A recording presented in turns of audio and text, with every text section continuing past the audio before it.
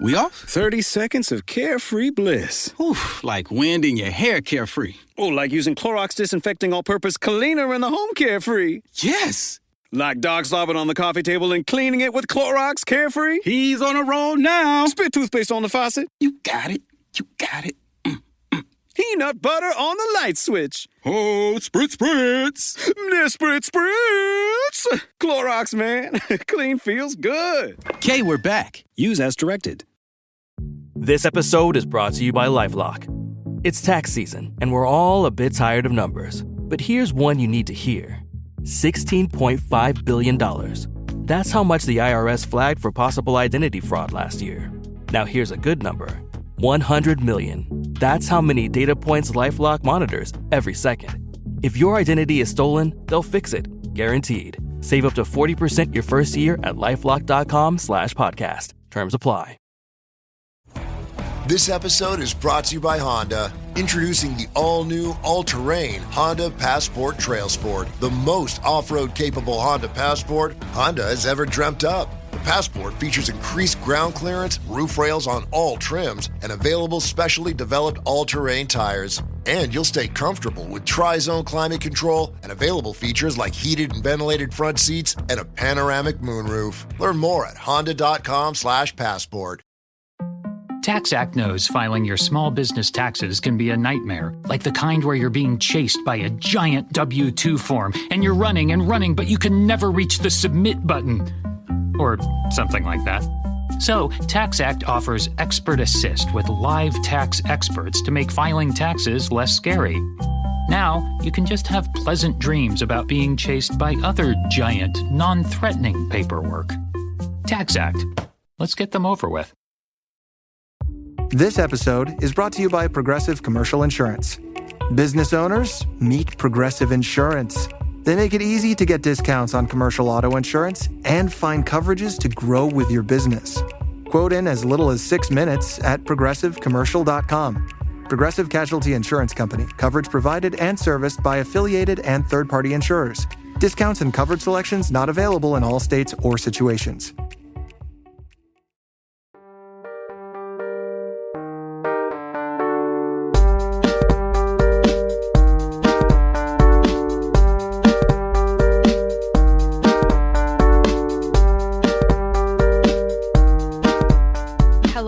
Welcome back to another episode of The Reality Is. As always, it's Noor, and it's a pleasure to have my dear friend Amanda Hunt at Amanda Hunt and Kiss back on the pod to talk full week of Bravo. How are you? It's a pleasure to be here. I am good. My life is going very well, which is like terrifying. Don't say that out loud. Don't say that out loud. It's rare. Well, like I'm already like, what will go wrong? What will I screw up? What will happen? Yeah.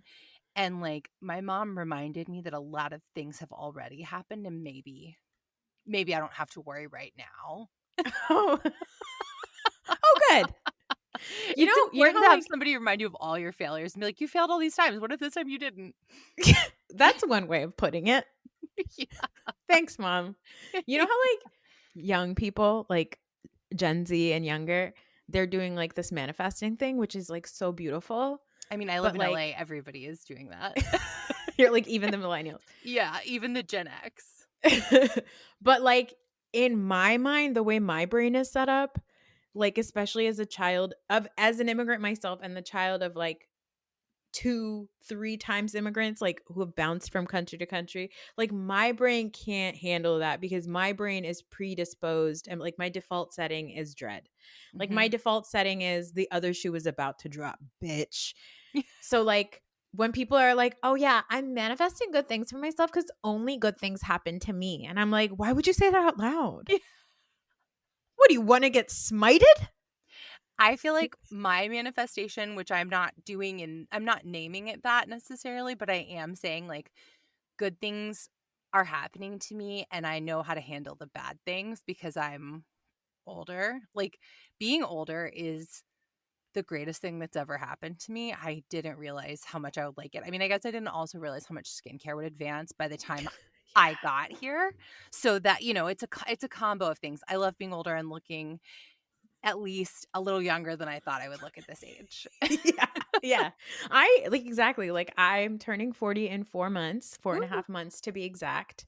And some like I'm getting grays now finally, which is really nice. you're just now getting them? Hmm. Oh my God. Oh, so I got my first gray at 17. Oh, I'm so sorry. It's okay. In your defense, you have so much more hair than I do. Well, it got tired really early. My mom said our hair gets tired early. It's such a beautiful Again, color. thanks, Mom. Listen, if you watched White Lotus, my mom is like the liberal version of Victoria Ratliff, if that's Yeah. like a helpful, like my brother has never made a sex joke about a massage person and had my mom go, "Ah, you're bad." She wouldn't like that. But there's a lot of similarities, okay? Okay, we have to talk about Atlanta. But before we talk about Atlanta, have you seen the clips of Ashley Darby killing us softly with her song? I have scrolled past them. I simply cannot stop. I love and light to Ashley Darby, but like she's approaching her musical career with a William Hung-esque like enthusiasm that I simply cannot like. When American Idol was at its most popular, people were like, I love watching the bad people. And like, I don't even like going to karaoke and hearing someone who can't sing. So Mm-mm. like, No, I'm it just not upsets going to me. be bringing that into my orbit. So like, I simply can't because it will not kill me softly. It will kill me loudly all at once, you know? It is. And then she had the nerve to so she came on Fox Morning. First of all, early morning you're singing that to everybody. I mean, I gotta say, I don't think the time of day necessarily matters for Ashley Darby. Like, I don't think, like, I don't think that really came into play for her. She didn't think about that. No. So she goes on Fox DC Fox Morning whatever and she sings with a live band. And one of my favorite things in the world is friend of the pod and podcaster Zell of Who Asked Zell posted is the man on the I'm going to say trombone, a horn of some sort. He has this look on his face, this side eye that he gives that is so fucking funny. And I saved it as a favorite reaction picture because he just looks like, why the fuck? I got to collect this paycheck and get the hell out of here. Yeah. Right. So there's that. And then it emerged that she went to like a jazz club with a full band, backup singers and all. Went to a jazz club and she started it with now you guys I don't want to blame anybody about the time or the it wasn't my best job. So then she sang it again. I'm not going to not give props where props are due. It was slightly better than the morning of Fox. Okay, sure. But then she got the nerve to stay on the mic and sing Work It Out by Beyonce. Listen. Okay, listen. I've been taking voice lessons since I was 11 years old. I'm a classically trained singer. I wouldn't sing Beyonce in front of anybody. Like, you don't need, Beyonce has like an incredible voice and like a huge range, and she makes it look really easy.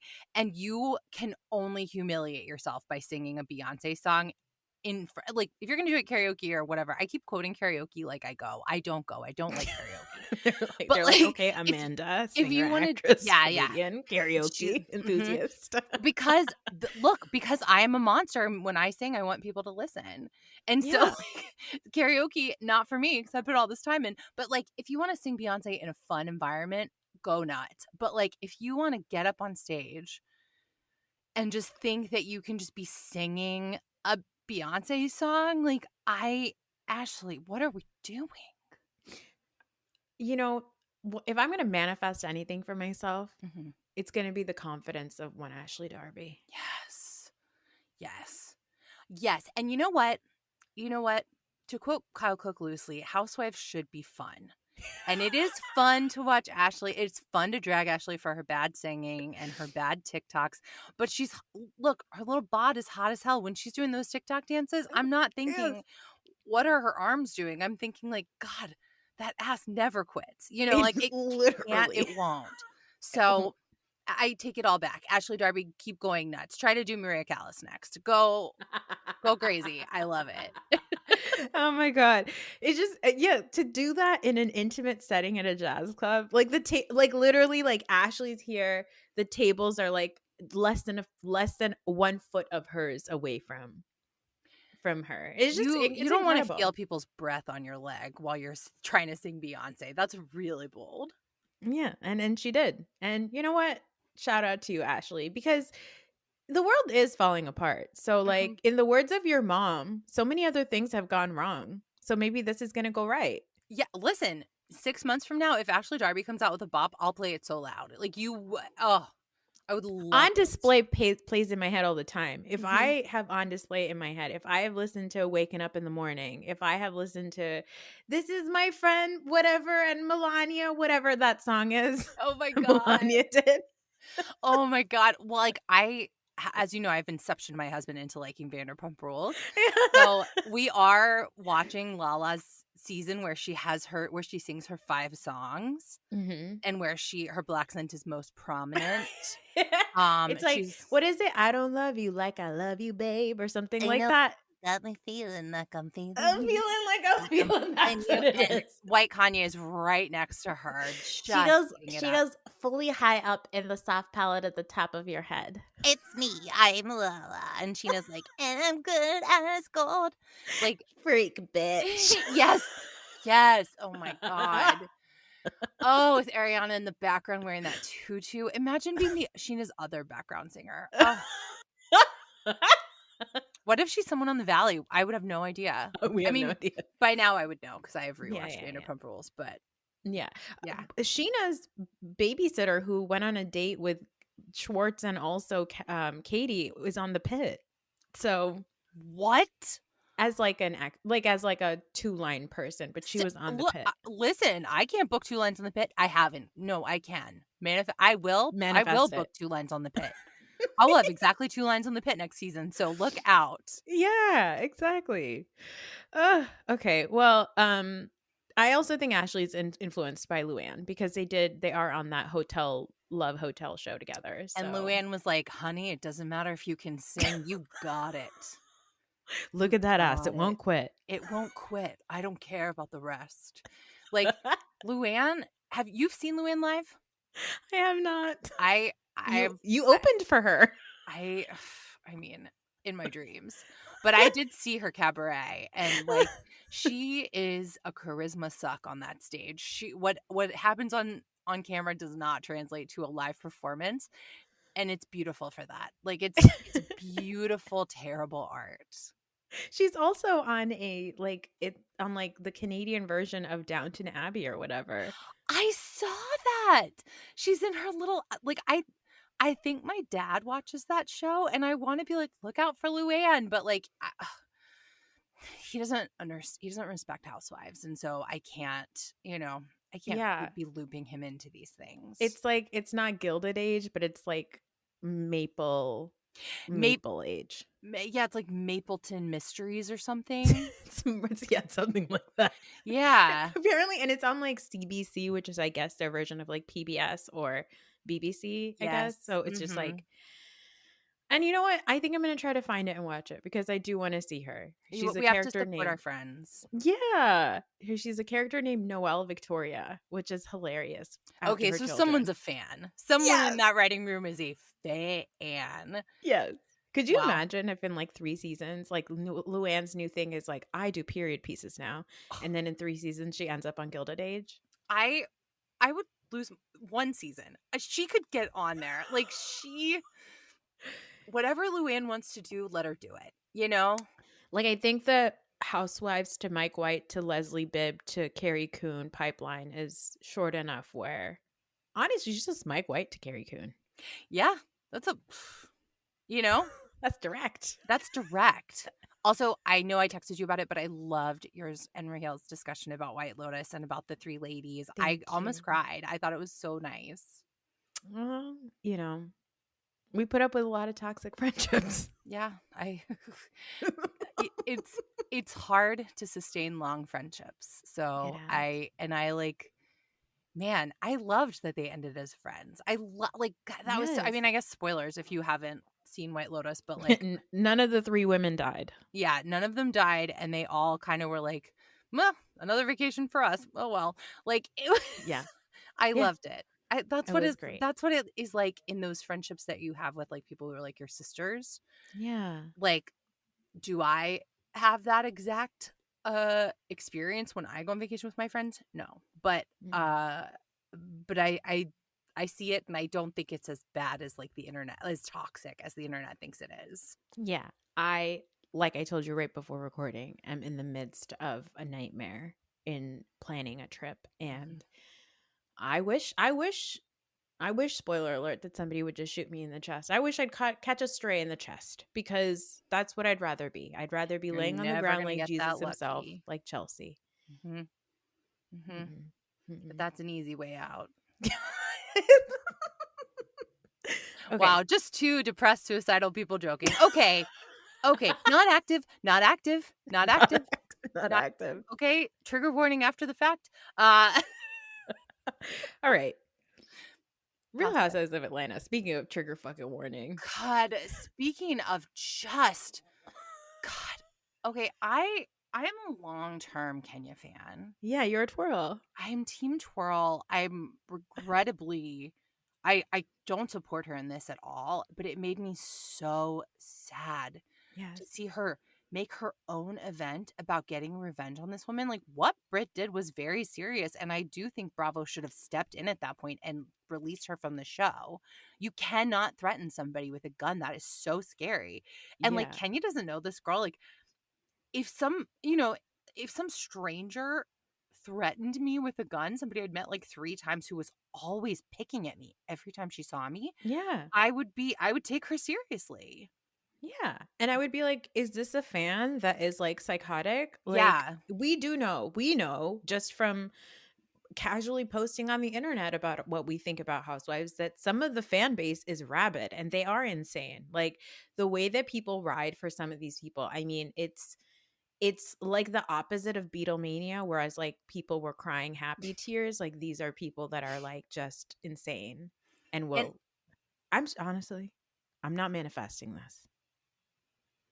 I'm surprised that there hasn't been a Housewives related like altercation involving a fan yet. I'm sure that is something that all of them are aware of. Also, And like, constantly afraid of. yes, like no housewife has ever passed away, knock on wood. But like, Yeah. so like, you just don't want somebody to like make a name for themselves by doing something really scary. And like, so I don't think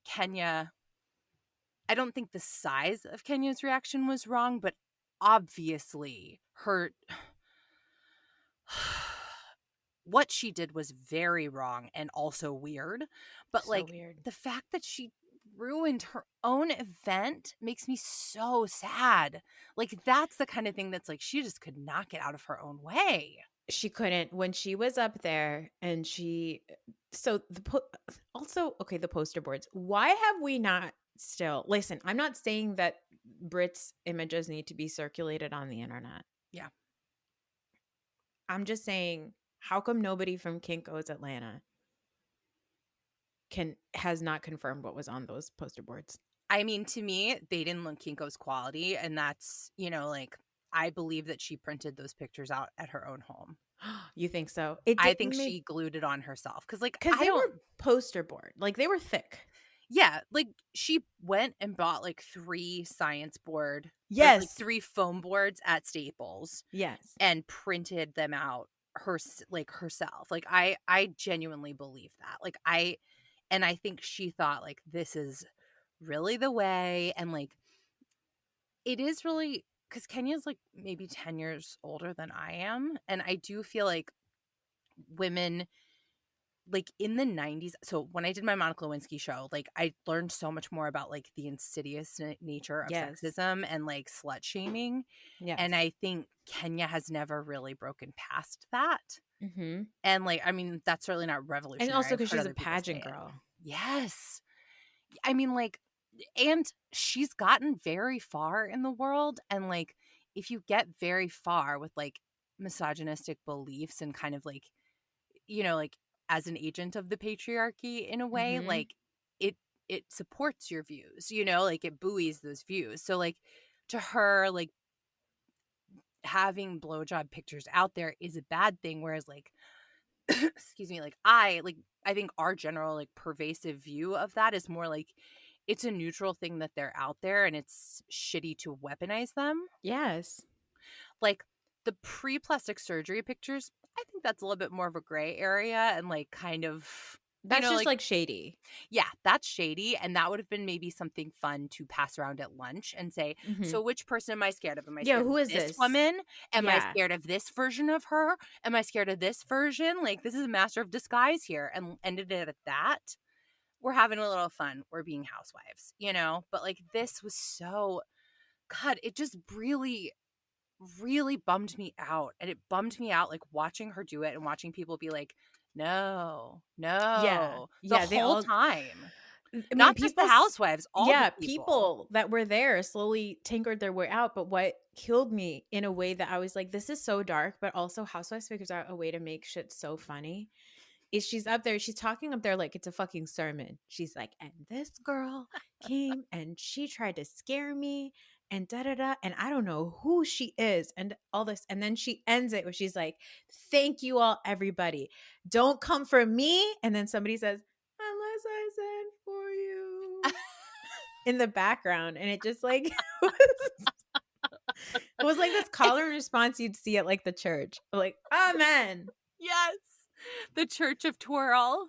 Yes. Now significantly down in congregants. Yeah, it's Like like when Mary Drew Cosby's Sidora church. is sitting there going, and I'm shaking my head. If you're not watching on are Patreon. you on YouTube or Patreon? If you're not watching on Patreon, which I don't know why not, I'm shaking my head, like being Yeah. Drew being like, oh, this is too far.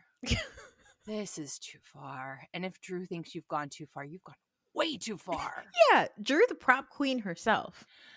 She is a prop queen. She is a truth bender. Yes. She is not afraid to say some wild stuff on camera. And Drew was like, no. And like, God, we could have had Portia and Kenya together Yes. being mothers. Yes.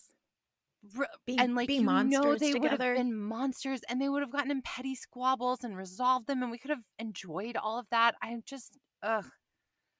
I It's mean, just it's a tragedy. It is a tragedy. It's a tragedy in a lot of ways, but the biggest one is like it's so sad to watch somebody sabotage themselves in such a profound way. Mhm. Man, I just Now here's the thing. Here's what I want to know. Is Kenya's going to go away and they're going to roll in Phaedra Parks. an who- interesting choice. Like, let's just maybe some of you haven't been watching Atlanta. I don't know why. Or maybe some of you have short-term memory. Listen, But- some of us didn't have cable for like 4 years, and so there's a whole block of housewives that they just have never seen. But let's remind everybody that Phaedra Parks got kicked off of this show because she insinuated that her friend and cast member and her coworker was drugging and raping people in their home. That is what she said about Candy. That is what she insinuated that Candy was doing and was going to do to Portia. And It's they also brought that wild shit to on camera. insinuate all of that and not go to the police. Yeah, Like, I mean, I'm not ye- like a right. big call the police person. I'm no Yeah, Dr. ACAB, Greg. of course. Yeah, But like, yes, Dr. Greg. Oh my, you want to talk about music? my soul left my body during the end of that reunion. I think Andy almost came from secondhand embarrassment. He was so happy. But, you know, like, I'm not saying call the police, but if you really think somebody is doing that, you don't just spread it around as like a crazy rumor. You call the police. Yeah. Yeah. And also because now we, especially with like the Diddy stuff that's coming out, there's so much stuff that we know, like, oh, this is something that does happen apparently in the music industry. And so for her, especially in Atlanta, where they have such a huge music industry down there, and Mhm. Candy's like a big part of it, to insinuate that about a person who is very successful there and is like, you know, Candy has a bajillion businesses, and she very much is like, there's a lot of housewives, like Lisa Vanderpump likes to think herself as like a business owner who helps out the little guys, but like Candy genuinely will give jobs to people in her life. Like if you guys did not watch the Old Lady Gang show, you should. I was gonna say she gave them a whole show. There was a guy who has his own parking business now because Candy hired him to park cars for her, and then he was like, I want to make a valet business out of it, and she said, cool, give me a cut, we're good. And that was it. Like Candy really takes care of people. So then to be insinuating that she's also this sinister, terrible criminal who with her husband is now doing this terrible thing is so insane. So then Phaedra goes away, and now we're just rolling her back in after Kenya gets fired for doing also something terrible. To go back to your point about like, you know, Kenya looks at something like pictures on the internet of stuff. I think Kenya thinks like if you're already on the internet sucking dick or whatever it is that this girl was doing, then it's open play. Like then it's a free for all. Then I can do with that whatever I want. Whereas our generation looks at it as like that is her consenting to where she wants those images and how she wants to make money off of it. Because at the end of the day, sex work is work. That is her consenting to how she wants to use that image of herself. That's not on you to then pass around. If you were to pass it around, it's actually illegal. You know? I've heard that she might have been underage, which makes it like that's a whole different level of thing. I don't know what all is going to come of that. I hope for Kenya and Brooklyn's sake that very little comes of it and we all have a big lesson and learn. But like even if it's just Britt's old sex work, okay, don't walk up to me with a PowerPoint that I made when I was 28. Like, get out of my face with that. Yeah, no. Yeah. Do you want to see some of the emails that I wrote when I was like 23 years old at my first job? My God, the number of exclamation points. Imbecile.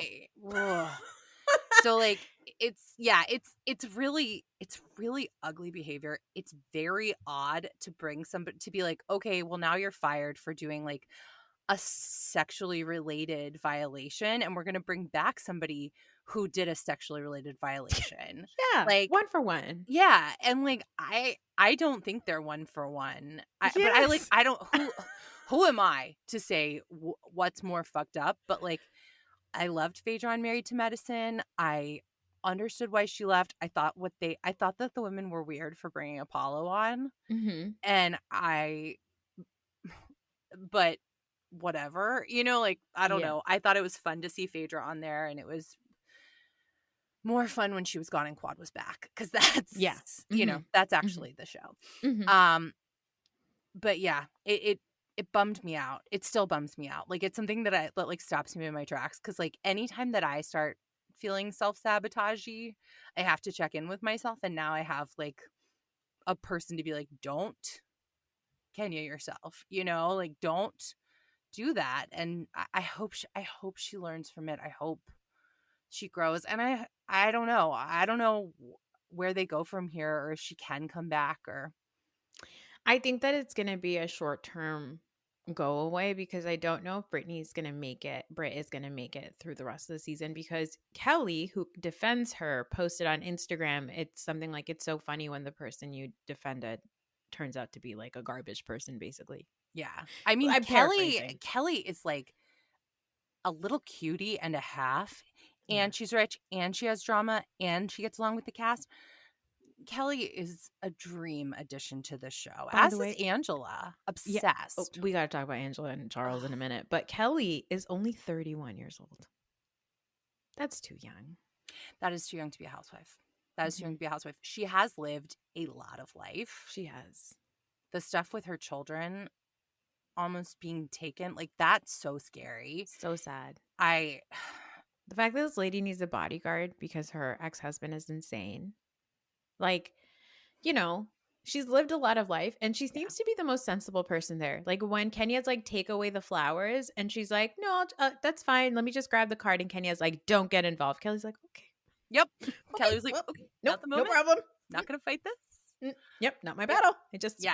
That's it. You know, so I liked that. I saw a preview for next week, and Britt is already annoyed because when she gets together with the girls, the girls are like, hey, so like we did talk to Kenya to see like what her mindset was that would make her do something like that. But we just want to say like, we're here for you and we support you and everything and all that. And Britt's like, why would you guys even meet with Kenya? So I was like, oh, Well, okay. because they're actually friends with her. Yeah, And yeah. they don't know you at all. We don't know you. We Yeah. don't know you. What we know about you is that you are not nice to your sister, that you are weird about having a husband. Oh my God, there's nothing on this earth I hate more than being like, let's hang out. And then you show up and somebody's brought their boyfriend or their husband. Mm-mm. That's Straight a to different jail. kind of hang. That's a different kind of hang. Yeah, then I'm on a triple date with you. Yeah. I'm a third wheel. And I'm happy to third wheel, but if I tell you I have something I want to talk about, Yeah, I I'm just not don't doing need it your for husband there. And God, imagine the husband chimes in. No, I Ugh, can't. no. I can't. Sometimes, so I'm married to a total introvert, and sometimes when I'm with my friends and he's in the living room, he'll slowly make his way out because he would really rather not. He wants to kill himself. Mostly he says that the only woman in the world he loves is me, and he doesn't want to have to tolerate other women, which I'm like, well, I think that you maybe have some misogyny you need to work through. But I do say that about men, though. So no, oh my God, you're right. But I'm a misandrist, so yeah. Like whenever I meet a new man, I'm like, I'm already married. Why do I have to meet another man? why do I have to talk to you? I Yeah. hate you. Get away Like, from me. Well, it's not even like I hate you. It's just like I've already done all of this. I shouldn't be needing to have a conversation here. This should be very informational. I should not Yeah. have to worry about my feelings. My face should be fully resting bitch if I'm talking to a man that I don't have to have any other relationship with. Like, Yes. I could be polite to my friends' husbands, but we're not friends. I am friends with Some of my them I friends' am. husbands. Yeah. And I said it and then I was like, well, you know, there are a lot of men that I like, and I'm not proud of that. I hate it I'm about not bragging. myself. I'm certainly not bragging about it. But first of all, introverts are the best people to have as husbands. Yes. My husband, also an extreme introvert. If I say I'm having a friend over, he is in his office playing video games so Yep. fast. Yep. You didn't even, he might stop through and go, oh, hi. And then Yeah. he'll walk out. Yeah. And Yeah. and afterwards he'll be like, it was great seeing them. Like, How's everything? She's good? yeah, like he had a great time. And like when we see, he loves a lot of my friends, but like he has no interest in like being a third wheel in a girlfriend relationship. Yeah. Like my And friends. likewise. Yeah. And I have friends who like, he knows, by the way, if you are my friend and you tell me something, I'm telling it to my husband. I'm sorry, I am. Okay. He's the one that I gossip with. Okay. I tell him everything because he's a great person to just talk at. Mm-hmm. And that's why we're married. Okay. For 14 years. But if I tell him, he also has a rolling tally in his mind, similar to me. When he tells me about his friends, I have a rolling tally in my mind. Who I like, who I don't like. I don't like that person, whatever. My friends who he adores, who he's like, I really like those friends of yours. Even when they come over, he's like, hey, I'll be downstairs. Yep. Mm-hmm. If you need him to do something, he'll come do it. Yeah. That's it. Yeah. I mean, I will tell my husband almost everything. If it's like like if it's not like juicy and it doesn't affect me or him, Of course. sometimes I'll leave him out of it. Of But course. like, if it's even slightly interesting, I will text him, I have something to tell you on the way home, so that he knows to be appropriately primed to hear gossip. I have a relative, like it's actually Fahad's cousin, and she's got kids. She's older than us, and she's got kids that are in their 20s. And one of the things that I want to really hope for when I'm older is like when my kids are older is that this thing that her kids do, which is that when they're out, they will text their mom when they're on their way home and say, can you stay up? I want to tell you what happened. Oh and then they come home and they talk God. to their mom about all of the juicy things that happened, if it was a party or whatever, because they just like love to gossip with their mom. And I was like, I want that. I have tears in my eyes. I want that more than anything in the world. She should write a book. I would read it. I got my IUD taken out 1 month ago, and now I'm like, how can I get my teenage kids to gossip with me? Like, can they make a baby that way? please, okay, I don't really care about like bioengineering a baby, I think it's weird. But if you could make it love gossip, I think that's actually great. Yeah. Okay, somebody who doesn't love gossip, though, obviously, is Charles Oakley. I feel very curious to know, because they're going to come back for season 2. Mm-hmm. Like, they, to me, have a little bit of a Shane and Emily from Real Housewives of OC thing. But Shane didn't have a baby outside of wedlock on Emily. So it's like, yeah, I'm very interested to see their relationship dynamic. Because, like, were it not for that very significant infidelity, I might think, like, you know, they're just like that, and like, yeah, he's tired and he doesn't want to, you know, like, when the cameras used to be on him, being like, as an athlete was like rewarded, and so like that's the way he knows how to like be. It's fun, but then you're like, but also Angela, finding out that Angela and I are very nearly the same age was surprising to me. Not because she looks old, but she just seems... She behaves old. Yeah. She's got a vibe. She's got a wisdom beyond her years. The nose is tough. Guys, I think we have talked on your podcast before. Your original nose is always going to be your best bet. It's the best. Like, I love a beautiful nose. I think all noses are beautiful. If you're going to get a nose job, it could end up tough. I know some people with great nose jobs. I got Botox in September on the tip of my nose, which is fine. That's to keep it from curving down, which I do need as I get older, because your nose does tend to curve down. I don't need it. I want it.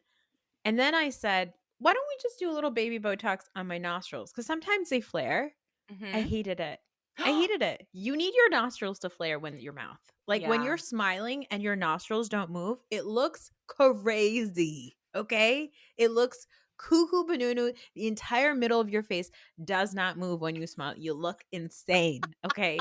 So if you do want a nose job, a good way to test out what you would do is to get a little Botox in some areas, because parts of your nose will freeze, and then you're like, oh, I need my... And honestly, it made me appreciate my nose. I was like, which is beautiful. I love my nose now.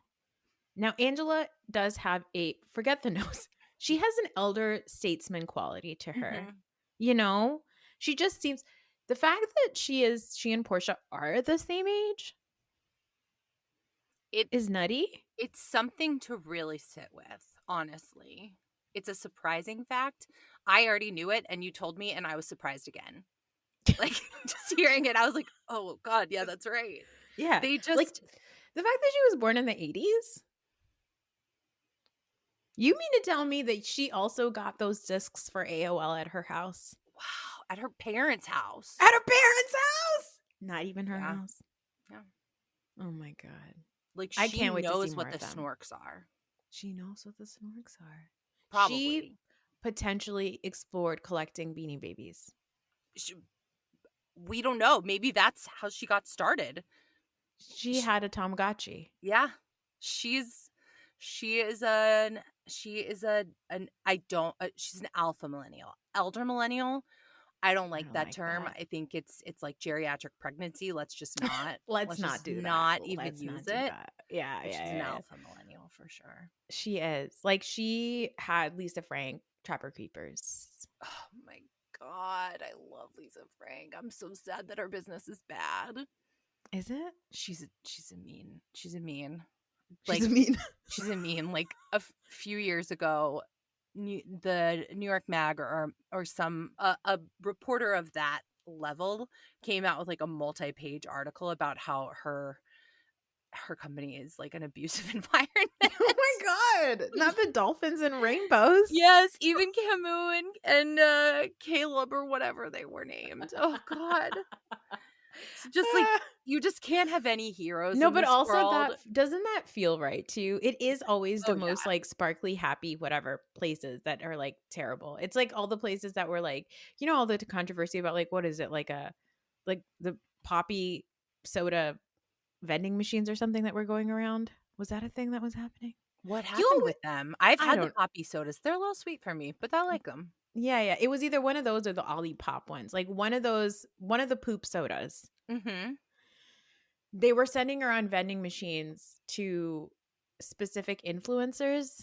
It was just like but then it was a strange thing that they did. And people were like, this is weird marketing. It was weird marketing. They sent it to some people who were like problematic people maybe. And it was like, why are you sending vending machines to problematic influencers? I don't know what it was. Probably But the it does seem right that it's like, it's like Cameron Westcott was selling pink sparkly dog food. And it's hilarious because she is a terrible person. And not a great dog owner, TBH. Yeah. If you hire a trainer and they tell you what to do, you have to do it. Otherwise, it's very confusing for the dog. Yeah. Okay. We do have to talk about Beverly Hills. Talk about poking. Honestly, Britt and Dorit could go out to lunch and poke each other to death. Like, yeah. Listen, I'm also sluttin'. Yeah, and you are. You're a twirl and a sluttin'. I'm a twirl and a sluttin', okay? I love a Southern belle. And I don't think Sutton is like, it's not like I think like, oh, Sutton's like a good person. Nobody go after her. Mm-mm. But like, it's more that those 3 remaining Fox Force 5s are such nasty people. Mm-hmm. Like, we got widows and orphans over here. We got Zionist Barbie in the passenger seat next to Andy, and it's all being driven by Kyle Perpetual Victims Richards. Yep. And I think I might not watch the show next season. And I say that a lot of seasons, so we'll see. This happens with Beverly Hills for me every season. Is I start the season being like, oh, this isn't bad. Mm-hmm. And then somehow by the reunion, I'm like, oh, I hate them and I can't stand them. It's because they're bad. I think Beverly Hills is bad at reunions. I think they're very, very bad at reunions. I think that is where they lose it because I think during the season, why it works sometimes is because they're like sneaky shady with each other. They kind of give each other looks a lot when they're actually together. But then you cut to confessional and they actually say what's on their mind, right? Yes. Mm-hmm. At the reunion, they're forced to address the things that they said in confessional, but even when they address it, they're not honest with themselves about the things that they say. And so that as a viewer is hard to watch because you're like, I know what you said. I saw it many times, sometimes in a GIF form. You can't tell me that you didn't say that, or you can't try to turn it into something else. Kyle going on this whole thing, and I was so glad Andy kind of like did hold her feet to the fire as much as he could. First reunion ever. To Andy, be like, thank you for waking up. And then Kyle just insinuating that she's doing this to protect her children. She doesn't want to do anything to upset her children. What about you potentially being queer is going to upset your children? Yeah, Let's Kyle, unpack say why that. it's bad to be a lesbian. Say why it's bad. Yeah. Say why it's a problem. Just say it out loud. Because that's essentially what Garcelle was also saying. And then for her to be like, I trusted you, Garcelle. I told you something off camera because I trusted you. And that was my way of showing you that we are actual real friends. And so then you're like, okay, so then are you not sharing your real parts of your life on camera? Is that what you're doing? She never has, though. She never has. Everything in Kyle's life is perfect. And that's the Kyle stance, as you know, not to bring a flame more to your wonderful podcast. No, it's okay. They're already gone. That's true. But the Kyle stance, like, say that she's shown her whole life, and I do think she's shown a surface level amount of her whole life, but she doesn't show her real reactions, and she doesn't show her real interior life. Like, first of all, I think Garcelle has shown everything. She's not showing dates because, like, maybe she's not really dating. Yeah. Like, she has a lot going on.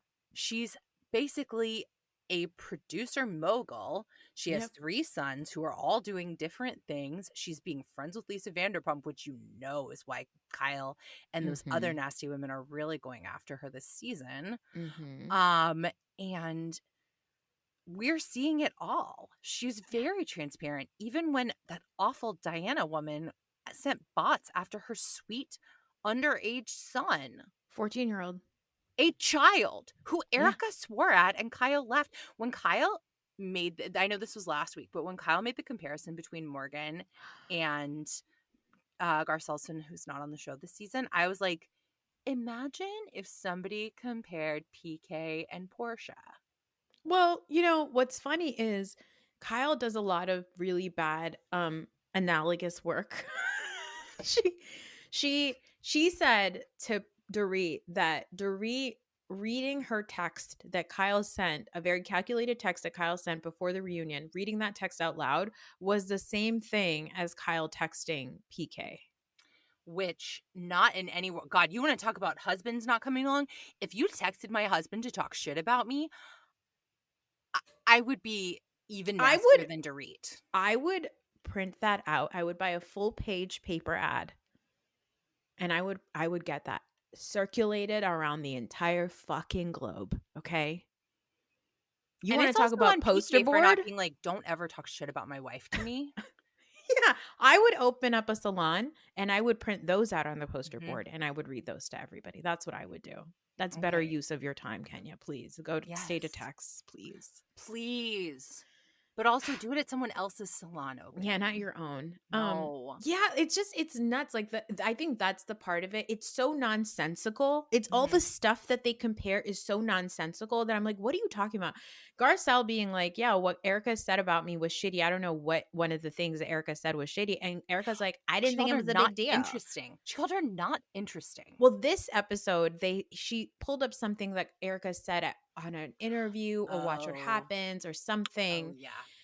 And Garcelle was like, yeah, it wasn't really nice. And then Erica was like, I didn't think it was that big of a deal. I didn't think that you would be so hurt about it or whatever, right? Oh, yeah, it was it was a not interesting thing. And it's like, that's the thing that bothers me about these women is like, here's Erica being like, you said that I colluded. Like, how messed up is that? Like, you have this intense reaction to something very small. And then when somebody else has a reaction to something that you did that's pretty big, you think that that's silly. Yeah. And that's the part of it that I don't like watching on Beverly Hills. And I will say this. I need Sutton to speak the fuck up. I don't know what drugs she was on. And I'm not saying that it was illicit drugs of any kind. I'm just saying it was medication. We're all medicated here. Mm-hmm. I don't know what she was on, but I really need her to pipe up because it's weird how quiet she was. She is not a good friend to Garcelle. And as a Slutton, that takes me down a bunch of notches as a fan of hers because Garcelle has been really there for her. But also, friendship is not even about tit for tat. If everybody's coming after my friend and I'm there, I'm going to be like, okay, cool it. Yeah. You know, like, let's cool it on Garcelle. Also, God, Dorit, shut up. Oh, shut up. Shut up. Shut up. Like, I could even come back next season. I could come back next season if we get rid of Erica. Because, like, what are we seeing? A soulless man decorating a soulless woman's house in a way that I found to be not an improvement. I said I could go to the Beverly Hills Hotel and have this exact experience. I said I could go to the Burbank IKEA and recreate this in 2 hours. Why are we watching this like it's a storyline? Okay, I'm going to say something and it's going to sound very controversial, but I do think that most of our listeners here in this chat especially will agree. And I think that we should do a little segregation on Housewives. I don't think that Black women or brown women or Asian women need to be on Beverly Hills. Because I don't think that here's my reason why. One, I don't think that this cast, like between the Fox Force 5 and even Sutton, these are women that are not aware enough about microaggressions and how to deal with them to be Nor are they interested in learning. That part is really important. And then on top of that, their rabid fan base and the way that the Bravo fan base works, it does not create a safe environment for people of color on the show. How Crystal was treated, how Garcelle is treated, and now even this fight still is between Dorit and Sutton, or Dorit and Kyle. And for some reason, the way that Bose and Garcelle are both being used in these arguments, like, this is not their business. They're just here as their friends' support. But the way you are pulling people into, like, you know, the fact that Sutton said to in Watch What Happens, or like an after show, that she thought that Bose was so angry and that upset Bose, right? Which it can. That's yeah, her, that would her. upset me too. When has Bose been angry on the show? One time. And then for Bose to say, then to see, yeah, Garcelle, she said that, right? I don't want that to be a thing where these two people are either responsible for their whites. Like, it's weird. It's a weird dynamic. I don't think Beverly Hills especially is one where this tends to happen, because they cosplay as liberal progressive women because they're in Hollywood, when they are very much not. Which is And very Hollywood of them. yeah, and then on top of that, you have sort of this whole, like, how Dorit it's so transparent. Dorit is using Bose to come after Sutton and Garcelle. It's very obvious to me. Like, I don't think anybody watching that is thinking to themselves like, oh, Dorit and Bose have a genuine friendship. Like, maybe they do, but I think some of it is, like, I saw this tweet that was like, Sutton and Garcelle came together as like a trauma bond because they were like left out. Yeah. But Dorit is friends with Bose not because of that. Like, it's the way she kind of like clung on to her very early in the season also just felt to me like Dorit knew that she was on her way out. Kyle was buddies with Garcelle and Sutton, and Erica was kind of in the middle. And so Dorit was like, let me hang on to this girl. Dorit could have been besties with Jennifer Tilly, because Bose is actually Sutton's friend. Jennifer Tilly is Sutton's real friend. Yes. Like, I also, in fairness to it also, to me, like, I never understand why anyone would want to be friends with Dorit. And I mean that the meanest way possible. Yeah, of course. So that is part of why Bose and Dorit's friendship really doesn't make sense to me. Yeah. But I don't disagree with you, but I also think in these shows in general, like, I do think that it makes them more interesting when they aren't just all white women. Totally. And I think a huge mistake that Bravo makes is bringing in like one person of color. Yes. Or what, like can we not bring in like 3 Black women who are all good friends? Yeah, like last onto season. the show. Yeah, like last season we met Garcelle and her friends. One of them, I forgot her name, but she was Will Smith's ex-wife. Yeah. Would have loved. Bring her on the show. Exactly. She was made for it. We had so many scenes of Garcelle with that group of friends that you could have brought on, right? And just to balance it out, just to go from this like icy, cagey, we're going to keep shit behind the wall, like behind the fourth wall or whatever bullshit that Kyle, Dorit, and Erica do. And you know what? For what I will say, Dorit is coming after Kyle the same way that Kyle came after Lisa Vanderpump. Kyle came after Lisa Vanderpump because Lisa Vanderpump was very calculated behind the scenes. And now Dorit ousts Kyle. I mean, she can't, because Kyle's like, she won't. Rude. I don't think they're like contractually allowed to make Beverly Hills without Kyle. But it's possible. Like, I genuinely think Kyle has that in her contract, that the show can't air if she's not on it. Yeah. And to that I say, Bravo, do you know about Real Housewives of Bel-Air? Like, Los Angeles has a million micro neighborhoods. We could do this all day. Yeah. And they all live in Encino. They all live so far into the valley. Like, we couldn't be. Erica's I guess, you know what? Let me not speak on geography in Los Angeles because I don't know that much and I'm mostly wrong. But like, no, they all live far from Beverly Hills now. Yeah. And like, I just think like, I think it's not fair to Garcelle and it's not fair to Bose and it wasn't fair to Crystal to come into this group of people who like, and it wasn't fair to Sierra when she joined Summer House. Like, yes, you don't want to just bring in one, they are not, I don't want to call them tokens. Like but they treat them like they get treated that way, or they get like represented that way. And like, bring in like, if you want, like, because I am interested in watching shows that are more integrated, but I agree with you that like people of color shouldn't be subjected to this fan torture and like the nastiness of these women, including Sutton's mother, who,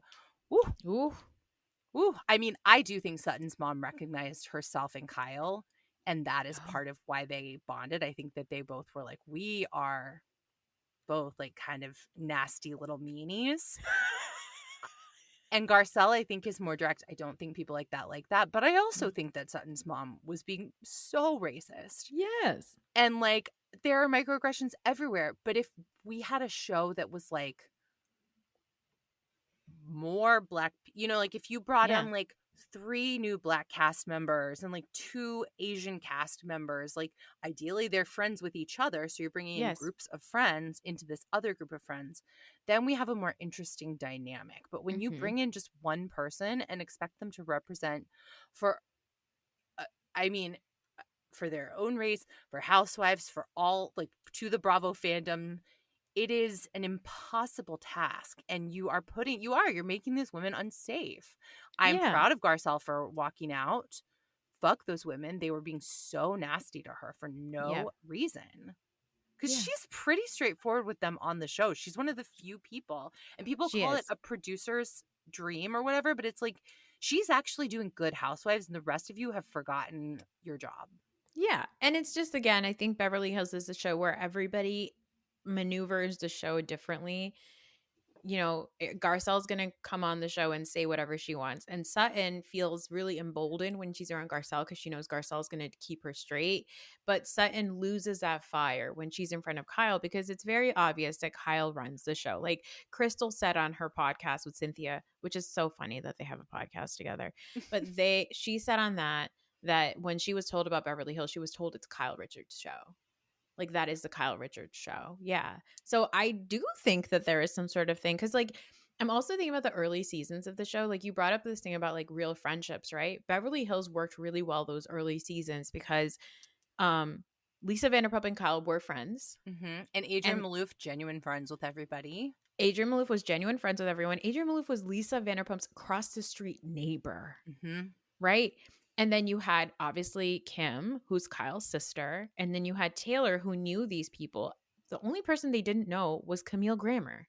And so when Camille joined the show, like, you could tell that. You could sense that in the very first season. That was the drama of this other person that's not a part of our group trying to infiltrate in, right? Mm-hmm. And that kind of was, like, interesting because it was, like, the first season. And then they slowly became friends, whatever.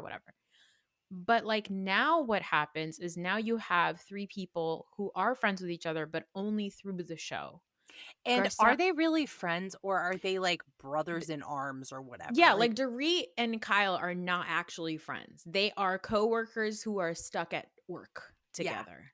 Yeah. And I can't imagine being a genuine friend with any of them. Yeah, exactly. And so you have it's a show-based dynamic versus a real life dynamic. And that's where the show loses me. Like, we met I think her name, she's Bill Burr's wife, Nia. Mm-hmm. We met her last season at Crystal's house and it was so nice. Like, and then like I want those real friendships because then you really genuinely are together and you're all on the same page about like how we're going to show this friendship.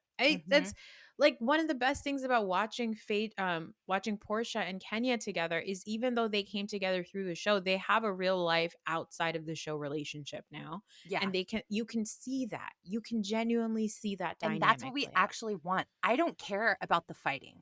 The fighting is only interesting and like dynamic if there's a relationship at the core of it that we care about. If it's just 2 people fighting, like that season of Vanderpump Rules where we had all those miserable randos, so like funny. I don't care. I don't care if Max got an Apple Watch from Sheena. Well, I do. I mean, yeah, no, actually I take it back. That actually I love. But like, I don't care about Max and Dana's relationship. Yeah, no, I don't care about that. Because it's fake. They tried to have a relationship, so they had a thing coming into the show. Yeah, please. And it's like, it's so obvious. Jax Taylor himself said something on the red carpet of People Magazine's whatever about the Valley this week. He was like, no show will ever be like Vanderpump Rules because we were all really good friends. Yeah. Like, he said on the Valley, if it doesn't happen to Brittany or Kristen, I don't really care about it because I can't remember everybody. Oh. Well. Which is insanely funny because he has known some of those people for a very long time. But they are, some of them are his next door neighbors. Yeah. I mean, I think he and Jesse have modeled together for a long time. Yeah. But Also, like, I guess, it's so did Jax. Channing Tatum. Yeah. Yes. And Jax is, yeah. But like, that from the mouths of Jax's come a lot of interesting little reality TV show truths. Yeah. It's like, I don't care. I don't even care if Dorit and Kyle make up. Like, No. they shouldn't. If Kyle, if a friend pulled all that shit with me, we would not be cool. I would not make No. up. No, I don't. And what I thought was one of the most delightful things is when Dorit tried to call out Jennifer Tilly saying that she didn't think that PK could afford to be at that hotel. And Jennifer Tilly just started giggling. She goes, I genuinely am really sorry. I didn't realize it was going to hurt your feelings. For that, I apologize that it like hurt your feelings. And Dorit didn't know what to do with herself with a genuine apology. With just a genuine nice apology. She was like she short-circuited a little bit, and then she took all that energy and put it on Sutton. She's such a crazy person. Dorit is an antagonizer, and then when she gets it back to her, she's like, look at you being so crazy. And you're like, shut up, Dorit. Also, not to talk about bodies, but she may be just starving. I know. I hate it. I hate the evolution of thinness that we see on these shows. Yeah. But when Dorit accused Sutton of living on a main road, I was like, I can't think of anything I care less about. And to me, that remark is as revelatory as you need to pick on somebody whose wallet fits. So I watched it on Peacock Uncensored, and it was even funnier for her to be like, I don't want to live in a fucking main road. I was like, who cares? Like, well, good news, Dorit, there aren't any main roads in Encino. Yeah. Unless you live in Ventura, you're fine. Also, good news, Dorit. I don't know if you're going to live in a home very soon. So Yeah. It's fine. You should just be lucky that you live in a home. She's like, I have tons of love in my life. And I was just like, I don't even know if that's true. Dorit, I don't think it's true, Dorit, because you genuinely said you don't she also at one point said, PK tells me every single thing, Kyle. He tells me everything. And then at the same time, she's like, PK and I don't speak. I'm like, okay. All right. Anyway, let's talk about Summer House. City to beach is what my husband calls it. What does he call it? He calls it city to beach because in the early seasons they would show the credits of them going from the city to the beach. Yeah. Do you remember the early seasons, the theme song? Now all I can hear is the Vanderpump Rules theme song in my head, but if it came up, I would know it. Yeah, it honestly could not tell you a single lyric, but it went something like, ha na na ha. Oh, yeah. And then it was like, na na na na na na na na na na na ha. And that's where if you're watching, you'll go from the city to the beach. Oh my God, the text messages are blowing up still about this group trip. I know you're on a tight timeline. Jesse Solomon needs to go to jail. Thank you. Jesse Solomon. Is there a hornier man than Jesse Solomon? But why can't he just be horny with one woman? Or tell this woman, hey, I'm too horny. I gotta fuck everybody, so I can't have sex with you. Yeah. When he told West, I loved seeing what you and Sierra had on the show last season. I was like, you are a fucking psycho. You're the only person who enjoyed that. Yeah. Even West was like, do not do this. But you know what I think that means? Here's the thing. Here's what I think that means. It doesn't mean that I loved seeing what you and Sierra had. I like what you being with Sierra did for your career. Yes. Because did you see Jesse Solomon dropped a track? You know what? I scrolled past Ashley Darby, but I haven't even seen Jesse Solomon's music. Thank God for you. I won't be seeing it. I'm not going to bring it to your purview. Thank you. Thank you. I wish him well. It's a hard thing to make a career as a white jazz singer. For good reason, possibly. And he is no Harry Connick Jr. No. A sexy, sexy, sexy man. Yeah. But I don't care for when a man has a beautiful voice and enjoys that about himself too much. Mm-hmm, mm-hmm. That really triggers a theater kid flag for me. Yeah. And there's only one theater kid in this relationship. Is that you? Oh, in most of my relationships. Yeah. there's always one at least. But like, I don't mind if you're a theater kid, but if you are a tall, attractive man who loves the No. sound of his own Mm-mm. voice, I'm like, I have done a play with you. I have tried to have sex with you. I maybe have had sex with you. And I know the pave of this road. And I don't care for it. And also, I don't care that Lindsay was wrong. I think Carl needs to be yelled at. Thank you. That whole thing was so good because the other thing I love about Lindsay is once she was proven wrong, she was still annoyed. She was like, well, good. Well, good. I'm glad then. Well, tell your girlfriend to knock it off. Well, thank you. Tell her Thank to you stop saying that you guys were talking. Yeah. Thanks. My I just love computer it. is about to die. Okay. Should I go get a plug really quick? Or are you How tight much on time you got left on it? I don't know. It could go at any moment, which is the I think we drama should of bring a it. plug. Yeah. Okay. Yeah. BRB. It's okay. It happens. It was really fun. Patreon exclusive. You didn't it wasn't in the shot because I paused the recording, but watching you come in and out behind that green curtain, it was like the wizard. Thank you so much. These are sound blankets. And I was like, well, I should get one that's green screen capable, which like, why? Of course. No, of have course. it. If I had the green screen capability, I would do that too, but I don't. So there's that. You could. We could set it up. I should manifest that. Yeah, I love that Lindsay is wrong and so sure about her wrongness, but like so sure in her rightness even when she's being proven wrong. But here's the thing I hate about Carl. The minute that if you need to know what kind of a man Carl is, when Carl said, "And I pray for you." A lot of people would be praying for you because you would be in the ICU, Carl. You would be dead. Okay. The look I shoot you will stop your heart. Like the fact that he said, "And I pray for you," I was like, oh, that's Carl. That's Carl. That's who he is. That's who you guys, the reason why he can't be with a woman like Lindsay is because at the end of the day, Carl is the kind of man that wants to pray for you, that wants to be the man of the family. That's why he went to his pastor stepdad and had that whole scene last season. I didn't even talk about it because I didn't get to cover that episode. I don't know what I was doing, but that episode where we went to his New Jersey soft launch, where his mom was walking around being like, "I was rooting for you and Sierra West." No, time out. The whole where family his mom in was like, jail. Lindsay was pretty mean to me too. Well, guess what, Mom? Get the fuck over it. Yeah, get out of here. You need to be teaching your son the power of moving on. Yeah, and obviously you're not because you haven't moved on. This woman is Lindsay. She's a mother. Okay, get out of here. Yeah. I get that the timeline is tight. I sympathize with Carl and I sympathize with Lindsay. They're in a very unusual situation. But also when Lindsay was like, I think he found out like, oh, there are other women interested in me, so I can leave. There are a lot of men on Bravo and a lot of men in life who love to fade one relationship out as another one is fading in because they don't have they can't just say like, I want to break up. They don't have the courage. They have to have like some other made up reason. When she said that, I was like, man, Carl sucks so much.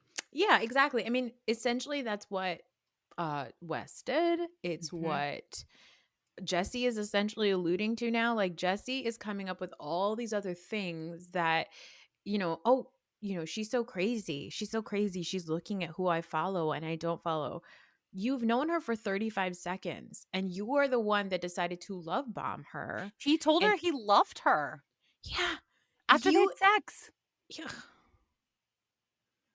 Every 26-year-old girl wants to hear that exact thing. Like, I am less angry at Jesse Solomon, I think, than a lot of the internet is because I've never been Lexi Wood like looks. I don't have that. We've all been in our early 20s. We've all been in our early 20s.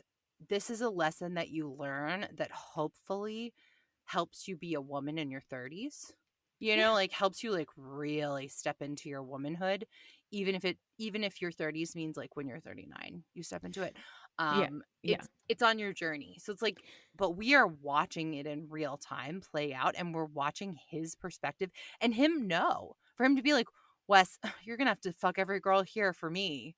It's like, Disgusting. Jesse, we've never even seen you bring home girls. Like, maybe once. Yeah. Also, 37 minutes in there with Emerald and his lady friends, and you're saying you only got a toe sucked? I have a theory. I'd like to share it. I'd like to bring it to the table. Okay? Tell me. I've heard a theory on Twitter or Blue Sky, so I also have a theory, but it's not okay. Here's what I think. And also, good catch. Nobody's on Twitter anymore. Blue Sky. Yeah, please follow me on Blue Sky. I am only Bravo on Blue Sky, and it's so fun.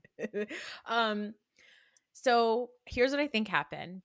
Jesse walked in. He saw what was going on. I think that he potentially got his toe sucked a little bit, but I think that he watched whatever was happening, and I think that he masturbated or he did something else.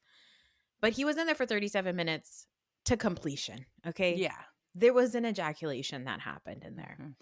I think that because he comes out the next day, he's like, so Emerald, like, what were the girls like in there? Whatever. Like, and Emerald's like, you were in there with me. Like, he doesn't say it, but in the confessional, Emerald's like, you were in there with me. Yeah. So then later, when Emerald is like, oh yeah, he got his toe sucked or whatever, or like they're all sitting together and he says to Jesse, you got your toe sucked. And Jesse's like, oh yeah.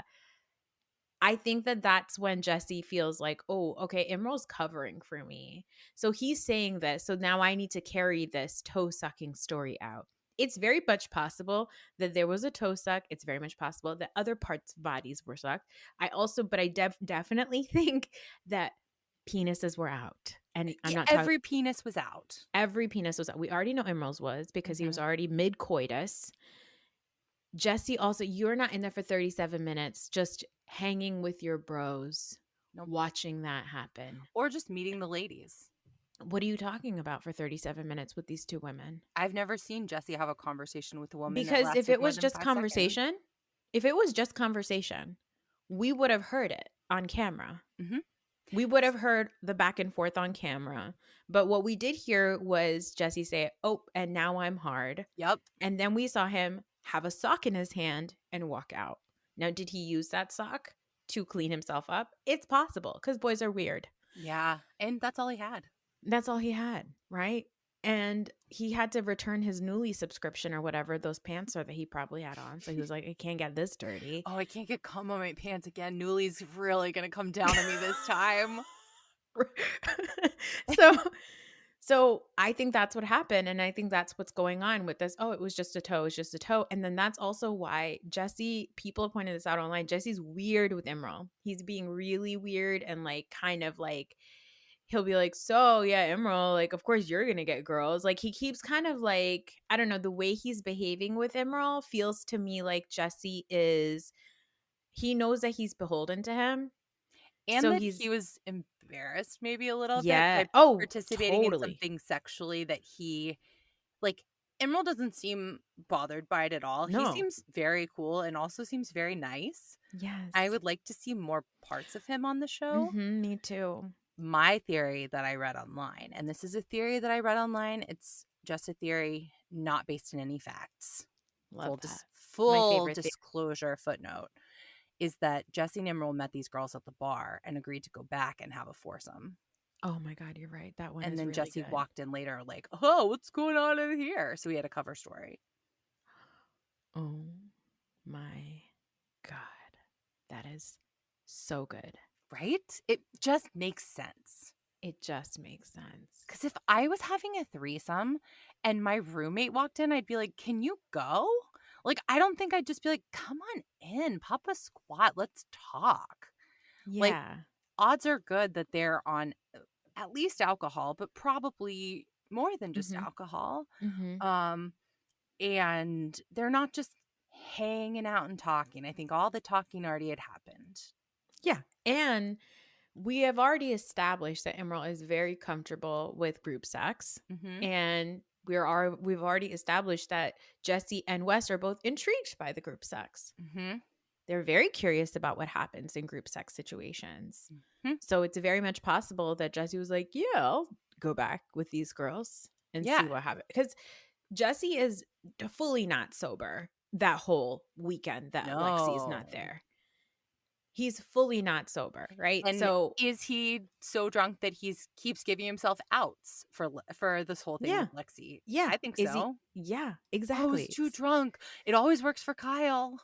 Yep. Sorry, Amanda. These men are Sorry, terrible. Amanda. I did love also Paige being like, "Oh, she's looking at who you're following online." I rolled up on men and I went to their houses. Like, this is 26-year-old behavior, but this is tame 26-year-old behavior. And I really enjoyed watching Paige evolve from a young Lindsay Hubbard hater to a congregant of the Church of Hub, because she said Lindsay raised me. And now that I'm in my 30s, I understand why Lindsay functions the way that she does. It makes complete sense. But I also love Paige being there because she is also able to say, oh, that 26-year-old, yeah, she's behaving that way because she's 26. That's a very normal way for her to behave. And if you ever stuck around long enough when you date girls, you'd know that, Jesse. Yeah, exactly. And But also, he acts in a way that makes anybody dating him want to investigate. And also, like, the whole thing with like Sierra and being like, oh yeah, Sierra. So she said, Lexi said on Watch What Happens Live that Sierra, kept saying you and Sierra, Jesse and Sierra are like brother and sister because that's what Jesse told me. Oh, I'm sure. Oh, that I knew that came straight from Jesse's mouth when she was like, I've always seen them as brother and sister. Every time she asks about Sierra, I'm sure he's like, me and Sierra, brother and sister. But I also don't think Jesse actually likes Sierra. He likes attention from beautiful women, which brings me back to him being a singer. It's just, it's a whole thing. It's a package. It's a kind of man. I'm holding Jesse Solomon like a Ken doll. Yeah, 100%. I think that you're making such a good assessment about him because everything he's doing, him being like, oh, like Sierra's a fan favorite. And so I'm going to rub up to the fan favorite also. When he said, I think that when he says that, oh, I saw what you guys had, it's not that he cares about that. He wants to have a storyline this season. And his storyline is, I'm going to hook up with that cute Canadian girl, string her along, and then make her look like she's the crazy one. Yeah. And it's not going to work out for you, buddy. It's not. No, unfortunately, you are on Bravo in 2025 and not 2018. In 2018, we would all have been like, yes, Lexi's so crazy. Jesse's so nice. He just loves her. And instead it's like, honestly, fuck Jesse Solomon. I love him on the show. Like, I'm having fun watching him. I'm having fun projecting a lot of rage onto him. And a lot of empathy onto Lexi, but also she brings her family everywhere. So she's also got something interesting going on. I don't know. Everyone's a little weirdo. Her mom and sister look like they're wearing Instagram filters all the time.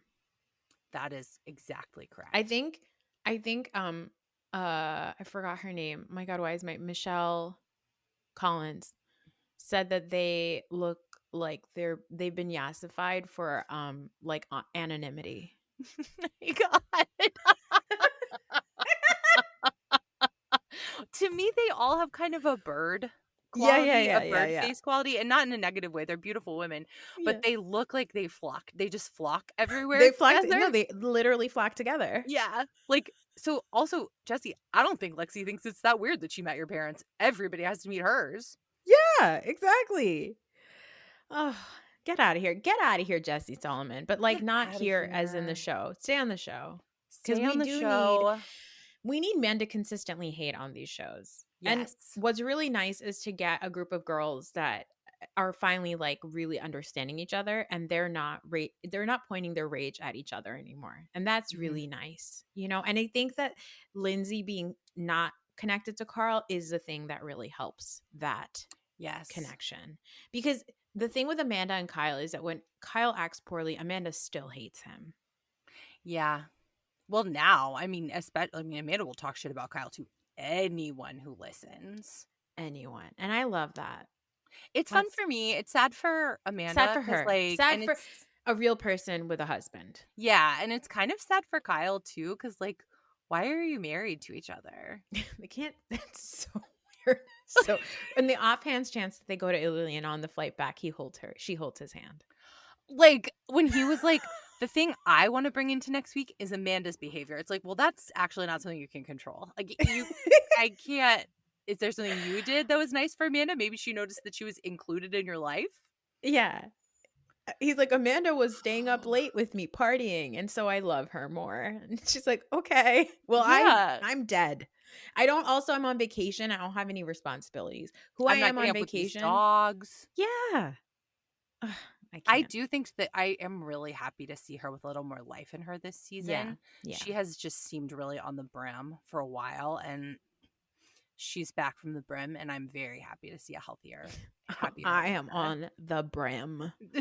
We're watching Vanderpump Rules. We are in the Go Rotten Hill season, and we just watched the episode where Jax, after a whole season of Brittany humiliating herself and being like, I'll plan a trip to Mexico for his birthday so he doesn't cheat on me again, he dumps her cold ass in her bed, and it just she had so many off ramps. She did.